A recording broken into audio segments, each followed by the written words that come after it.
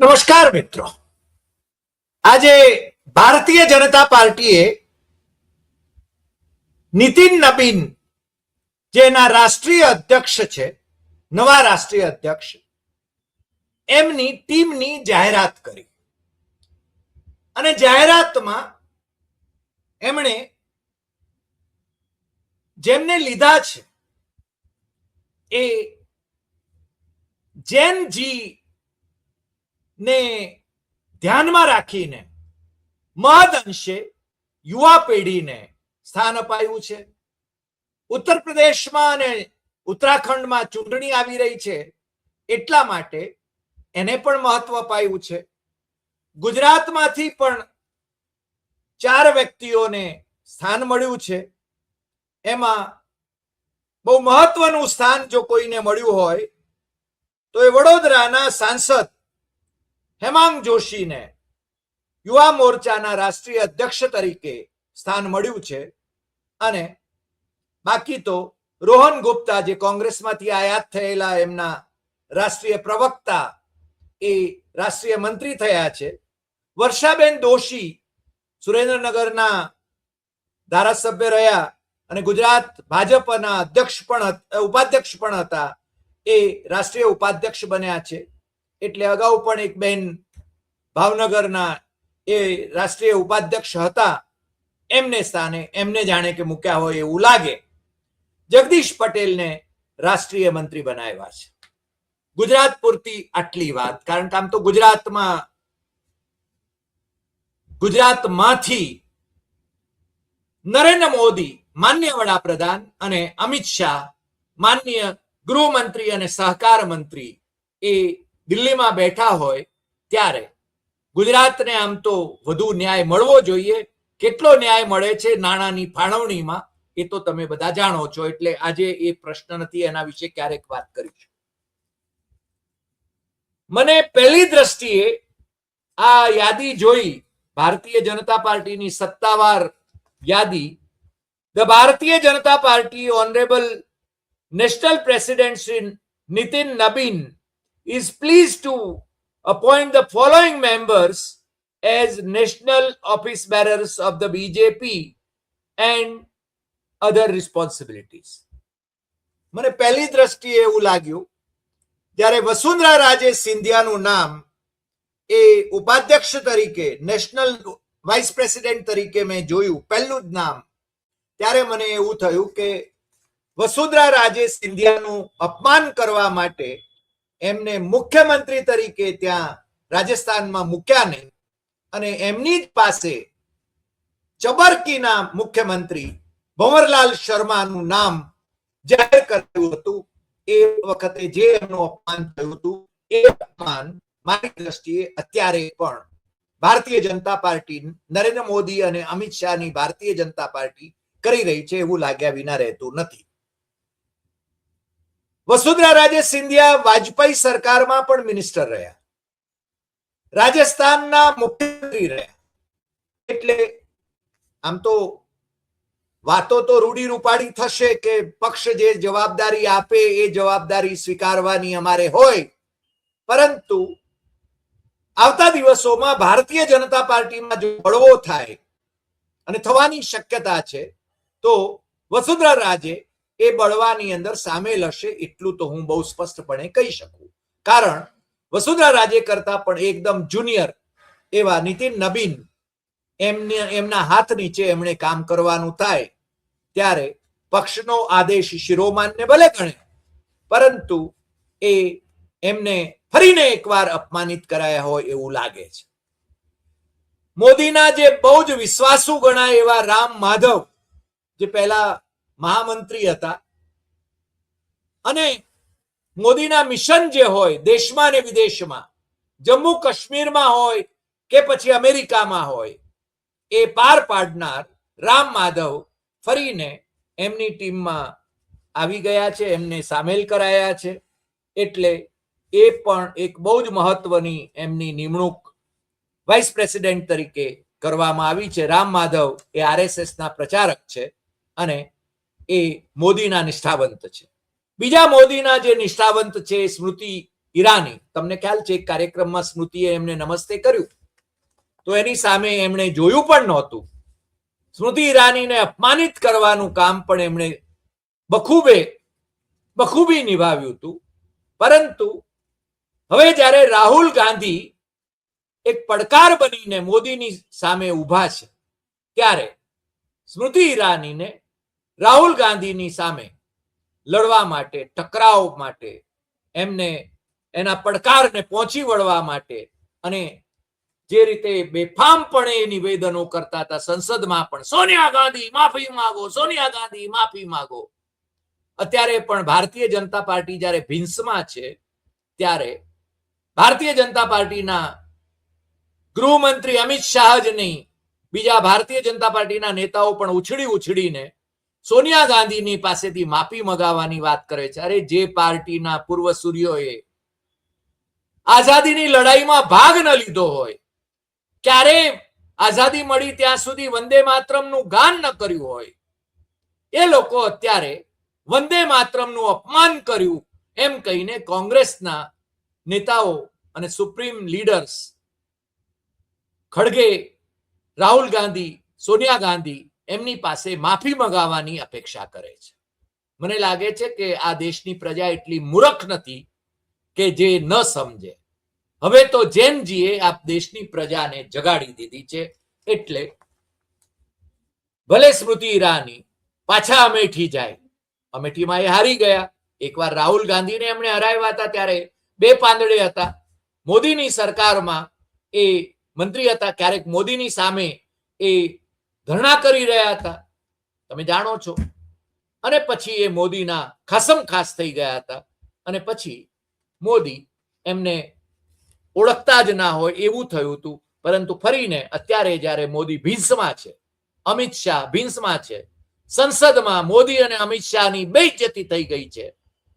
એ જંતર મંતર ઉપર જેનજીના આંદોલન પર થયેલા અત્યાચારનો જવાબ આપવા માટે પેલેટ ગન માંથી ગોળીઓ છોડવાનો આદેશ કોણે આપ્યો એના વિશે ન મોદી બોલી શકે છે, ન અમિત શાહ બોલી શકે છે. બહાર આવીને એ રાજસ્થાનની જાહેર સભામાં પણ કરાંજી શકે છે, બીજી સભાઓમાં કરાંજી શકે છે, પ્રેસની સામે નિવેદનો કરી શકે છે. એમના નેતાઓ પણ એ જ રીતે વર્તી શકે છે. પણ હવે સ્મૃતિ ઈરાની એ મહામંત્રી તરીકે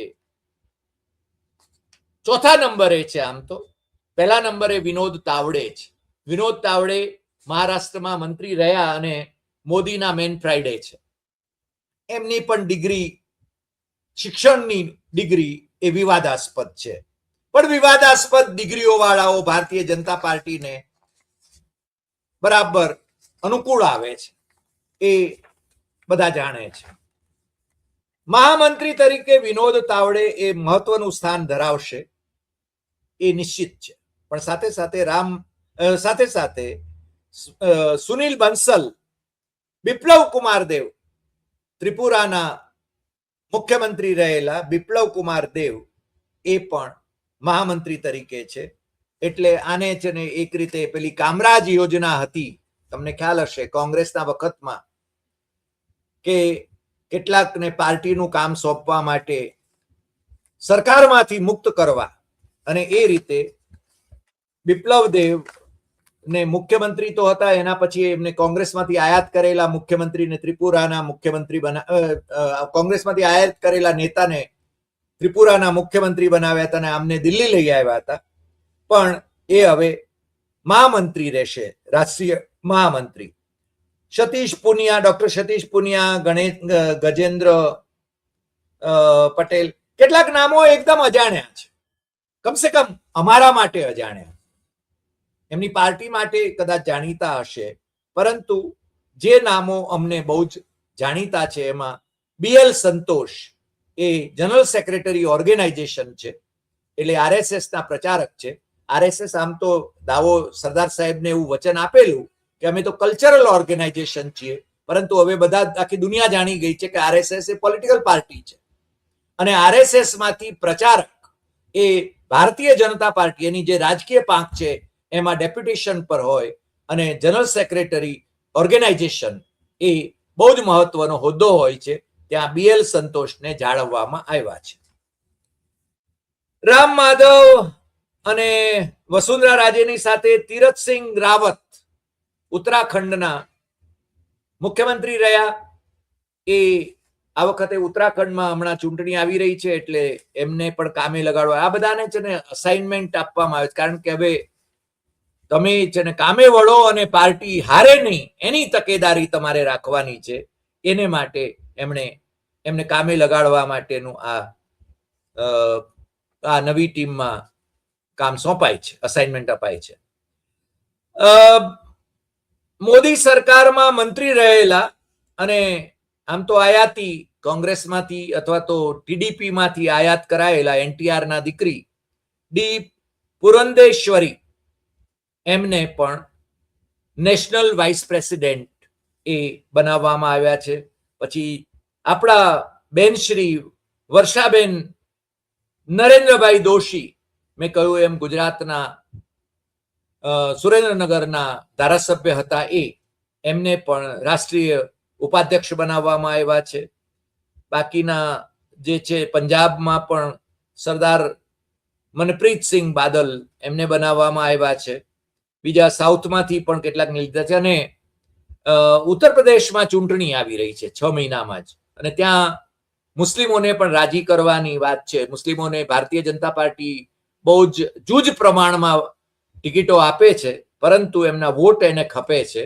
એટલે પ્રોફેસર તારિક મંસૂર એમને ઉત્તર પ્રદેશ વાળા ભાઈશ્રીને વાઇસ પ્રેસિડેન્ટ પણ બનાવવામાં આવ્યા છે.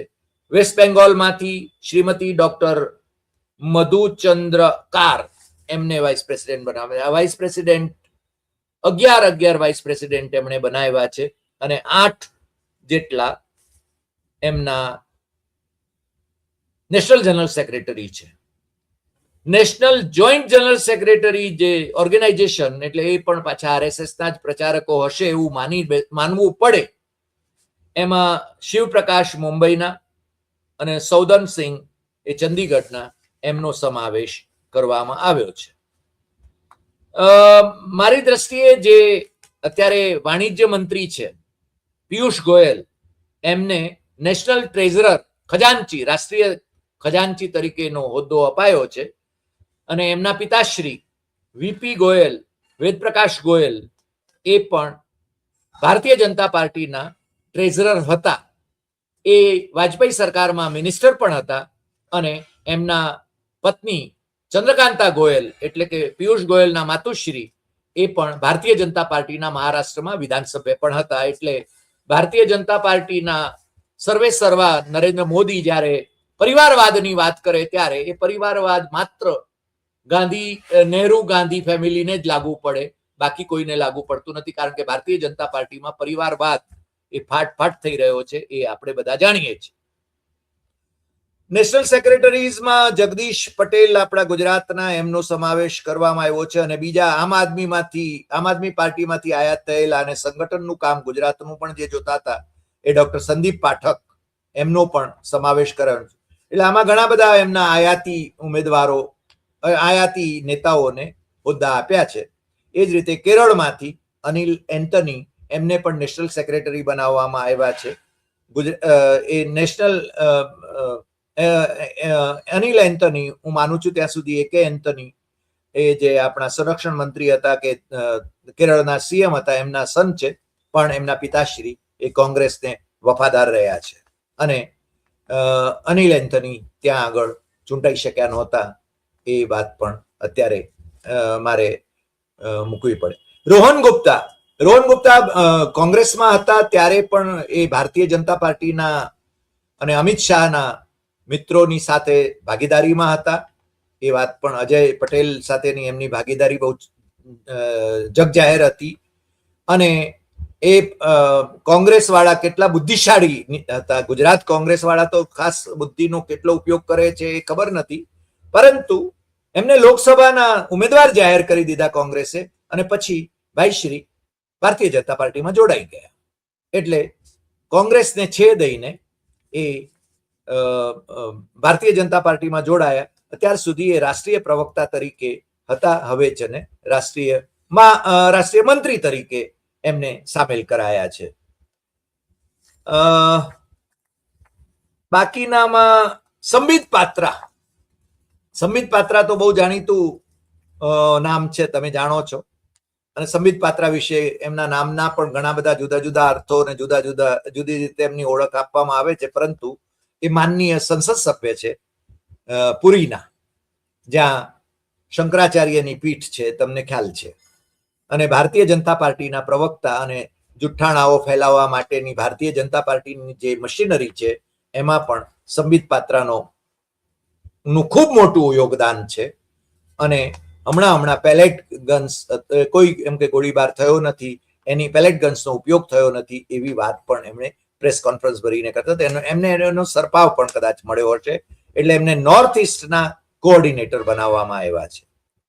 બીજા નોર્થ ઇસ્ટના જોઈન્ટ કોઓર્ડિનેટર તરીકે રાજીવ બબ્બર કરીને ભાઈ છે, એમને મૂકવામાં આવ્યા છે.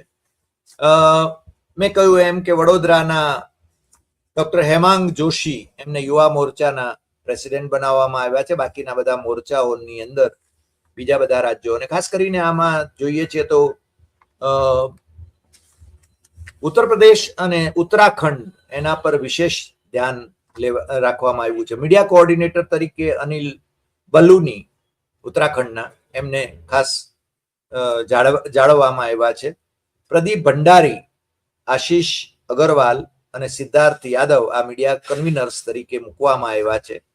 અને સોશિયલ મીડિયા કન્વીનર, તમને નવાઈ લાગશે કે છત્તીસગઢના દિલીપ મસ્કે એમને સોશિયલ મીડિયા કન્વીનર તરીકે મૂકવામાં આવ્યા છે, જ્યાં અમિત માલવિયા હતા. તમને ખ્યાલ હોય તો પ્રિયંકા ગાંધીનો જે બંગલો ખાલી કરાવાયો હતો, એ બંગલો આ ભાઈ શ્રી અમિત માલવિયા, કારણ કે અમિત માલવિયા એ મેન ફ્રાઈડે હતા મોદીના, એટલે એ કોઈ પણ સરકારી હોદ્દો ન ધરાવતા હોવા છતાં એમને સરકારી બંગલો એલોટ કરવામાં આવ્યો હતો.